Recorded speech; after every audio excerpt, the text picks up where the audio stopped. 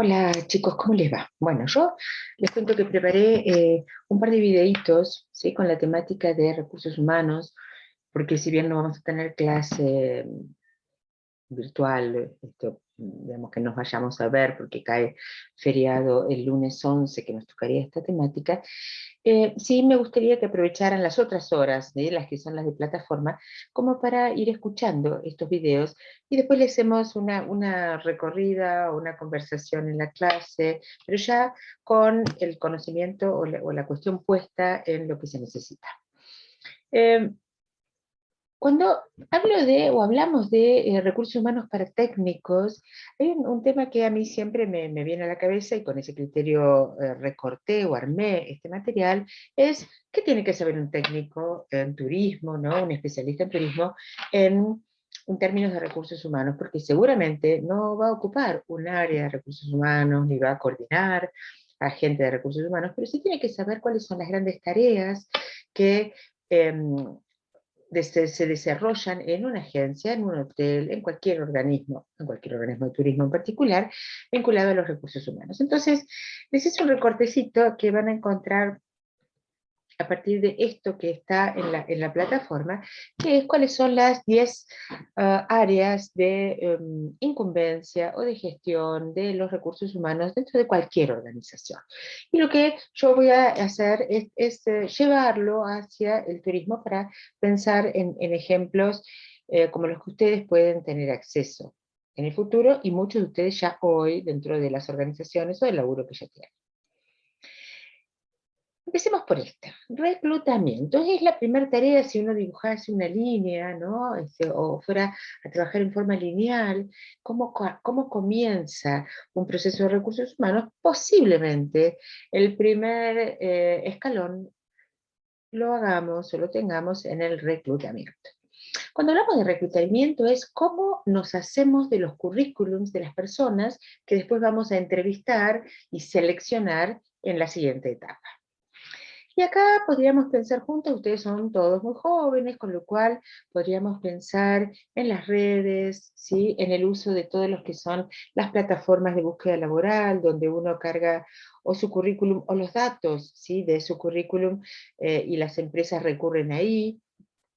Podríamos pensar en locaciones más pequeñas como las nuestras, que podemos acceder a las bolsas de trabajo de las instituciones vinculadas al turismo, ¿no? Las escuelas, la universidad, en alguna de las carreras que nos pueda interesar sumar.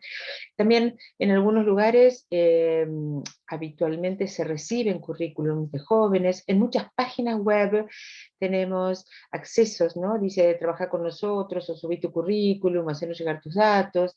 Entonces, ahí podemos recolectar. La idea de reclutamiento es tener toda la amplísima gama posible de currículums para poder acceder, en primer lugar, ¿sí? Cuando tenemos una búsqueda, y esto nos ahorra bastante tiempo, ¿sí? Entonces, conclusión, ¿qué tendría que tener un técnico en turismo con respecto a esta etapa o este proceso? Es tener identificados cuáles son aquellos lugares a los cuales yo puedo recurrir para relevar currículums o cuáles son aquellas estrategias que puedo poner en juego para que los currículums me lleguen, ¿sí? Independientemente de los puestos que esté buscando y demás, porque ¿cómo arranca un proceso de reclutamiento para la selección? Las empresas, ¿cuándo buscan gente? Cuando se va alguna persona y tienen que cubrir un puesto, cuando se abre una función nueva y se requiere una posición que antes no existía o que no estaba cubierta y se va a cubrir, cuando hay alguna quizás modificación de tipo tecnológica, ¿sí? Que un cambio de sistema, un cambio de modalidad de laburo que implica la incorporación de una persona nueva. Entonces, más allá de los puestos que podamos necesitar en determinado momento, está bueno tener una base digital, se los recomiendo, no física, de posibles candidatos a entrevista, a llamar para las entrevistas, que por ahí cuando uno los llama ya consiguieron laburo, se fueron a otro lado, se están dedicando a otra cosa, están estudiando, pero por lo menos tenemos una primer carpeta o base de datos, ¿sí? Para poder seleccionar. La selección es el segundo paso o la segunda gran tarea de recursos humanos. Y acá les digo, sí, quizás ustedes en algún momento tengan la posibilidad o, o les requieran que hagan alguna selección, alguna entrevista de selección para orientar la toma de alguna persona que incluso hasta puede trabajar con ustedes, ¿no? Acá hay varias cuestiones. Primero, ¿qué se hace para llegar del reclutamiento a la selección? Lo primero que tenemos que hacer es tener ordenados esos currículums, clasificados, leerlos, ¿sí? Con un documento que vamos a ver en un ratito que se llama descripción de puestos o competencias de la persona para ir macheando, ¿no? Lo que yo necesito y lo que esta persona me ofrece en su currículum. Otro tema interesante a trabajar en esta etapa es aprender a leer un currículum, ¿sí? Y ustedes como alumnos, piénsenlo desde el punto de vista de aprender a escribir o escribir un currículum que sea atractivo, que esté completo, que sea prolijo, que sea fácil, de fácil lectura, ¿no? Que no sea un ladrillo. Hoy en día hay algunas discusiones profesionales en cuanto a foto sí, foto no. La tendencia en pro de la no discriminación es foto no, pero la tendencia, por lo menos en lo que yo veo en Argentina y en nuestra zona, en nuestra región, se sigue buscando foto. La foto no tiene que ser una foto despampanante, sino que tiene que ser una foto que nos represente, ¿sí? Me dirán, ¿hay discriminación? Y sí, hay algún grado, ¿no?, de sesgo en pedir una foto, y por lo menos tenerla en cuenta. ¿Sí? No, la verdad que yo no vi nunca que alguien quedara fuera por su foto, pero sí es un elemento que se tiene en cuenta. Lo mismo el estado civil, ¿no? Si está casado, si está separado, si está en pareja, si tiene hijos. Esas cuestiones a mí me gusta tenerlas en los currículums y las evalúo. Y no porque deje afuera mujeres con hijos, al revés, muchas veces las mujeres con niños son muy responsables, muy cuidadosas con su trabajo, ¿no? Eso no tiene que ver. Las tendencias, vuelvo a decir, digamos que nos igualan frente a un laburo y tienden a plantear que no deberíamos exigir por lo menos esos datos. Por supuesto que religión y esas cuestiones ya hace mucho tiempo que no solamente no se piden, sino que tampoco se preguntan entre una entrevista. Entonces, ¿qué tengo que tener en cuenta así como resultado de la entrevista? Conocer los currículums, hacer una selección. Normalmente se hace una selección donde se ponen estos machean o estos alcanzan los requisitos de esta posición, estos no, y los saco directamente, y estos más o menos, ¿no? Y con esos uno va llamando y va armando la entrevista. Y ahí está el otro punto interesante. ¿Cómo tengo que armar una entrevista para realmente sacarle el jugo? Hoy las entrevistas muchas veces se hacen por Zoom, ¿sí? Sí. Sobre todo si son posiciones que no requieren la presencialidad o no requieren la entrevista presencial. Em, las entrevistas hay que prepararlas. No le voy a preguntar a la persona lo que ya tengo en su currículum. Posiblemente lo pueda chequear, posiblemente pueda ampliar, pero yo tengo que tener un checklist antes de la entrevista de qué cuestiones le quiero preguntar, ¿sí? Y le puedo preguntar experiencias anteriores, cuál fue su mejor experiencia, qué es lo que más le gustó hacer, de lo que muestra en su currículum, qué es lo que menos le gustó. Le puedo plantear casos hipotéticos, ¿qué harías en caso de? Contame por qué te fuiste de tal lado, cómo era tu relación con tu jefe o con la empresa. Esas cuestiones sí se preguntan y en la entrevista uno va tomando nota y después arma sus propias conclusiones. Por lo general en las entrevistas se usan varias, ¿no? Se arman varias entrevistas, no una sola. La primera es como una cepillada así muy general de los datos. En la segunda ya se entra más a jugar con qué se espera y qué se ofrece, porque las tendencias hoy es a que tanto la empresa elija a su candidato como al revés, ¿sí? Que el candidato acepte, elija a la empresa. Entonces es muy necesario, muy importante tener todos los datos, plantearle a la persona qué es lo que se espera, cuál va a ser su tarea, no dar nada por obvio, ¿sí? Plantear cuáles son las condiciones de remuneración, cuánto va a cobrar, cuáles son los beneficios, todo lo que la empresa le ofrece, sobre todo si estoy hablando de millennials. ¿Sí? Que el millennial le va a interesar mucho cuántos días de vacaciones tiene, cuáles son los beneficios, los horarios, si tiene o no tiene uniforme, dónde va a trabajar, los espacios físicos, ¿sí? Que alguien quizás mayor esas preguntas ni siquiera las haría, pero sí es interesante pensarlo que los millennials las van a preguntar, y si no las van a preguntar, las van a tener en la cabeza, ¿sí?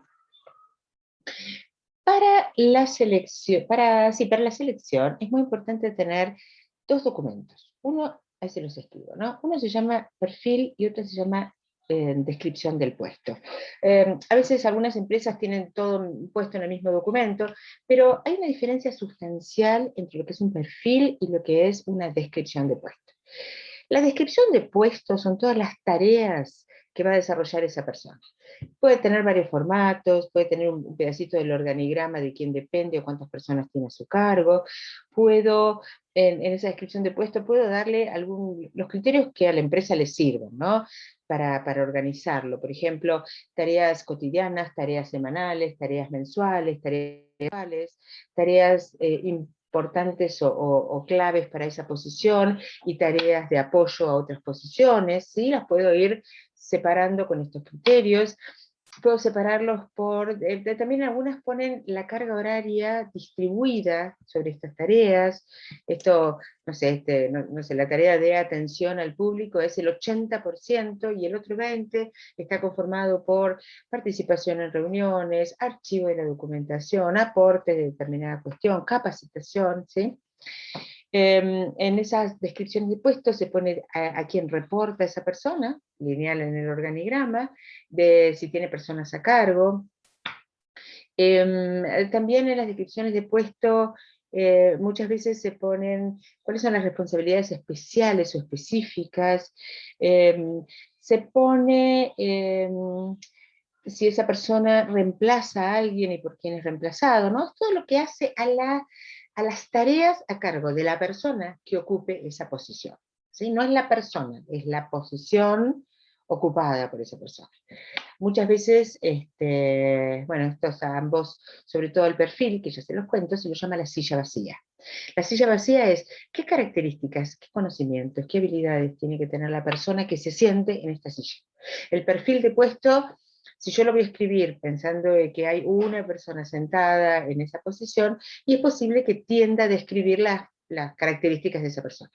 En cambio, si yo lo pienso como silla vacía, digo, bueno, a ver, ¿qué características tendría que tener la persona que ocupe esta posición? ¿No? Y así se llama, silla vacía, silla antes de sentarse. Después veo cómo lo acomodo eso, y ahora ya se los cuento. Entonces, el perfil responde a las competencias que tiene que tener la persona que desarrolle esas tareas. Y cuando hablo de competencias hablo de tres grandes rubros. Los conocimientos técnicos, los aprendidos, los títulos, lo que estudió, ¿no? Institucionalmente. Las habilidades, que son cuestiones que tienen que ver con su estudio, y a veces más que eso, ¿no? Que son las habilidades de cómo esa persona pone en juego sus conocimientos. Habilidades sociales, habilidades de comunicación, habilidades de negociación. Y el gran tercer punto que conforma las competencias son las actitudes. ¿Qué actitud tiene esa persona? Entonces, yo puedo pensar, puede ser una actitud silla vacía, perfil de puesto, negociadora, abierta, flexible, más rígida, más estricta, más dominante según su posición, ¿sí? Entonces, las tres cuestiones, conocimientos, habilidades y actitudes, corresponden al perfil de puesto. Cuando uno busca una persona, se centra en qué tareas va a desarrollar esa persona, descritas en la descripción de puesto, y qué perfil tiene que tener, qué habilidades tiene que demostrar que tiene, ¿no? Descritas en el perfil. Después esto van a ver que lo vamos a volver a retomar cuando hablemos de la evaluación del desempeño.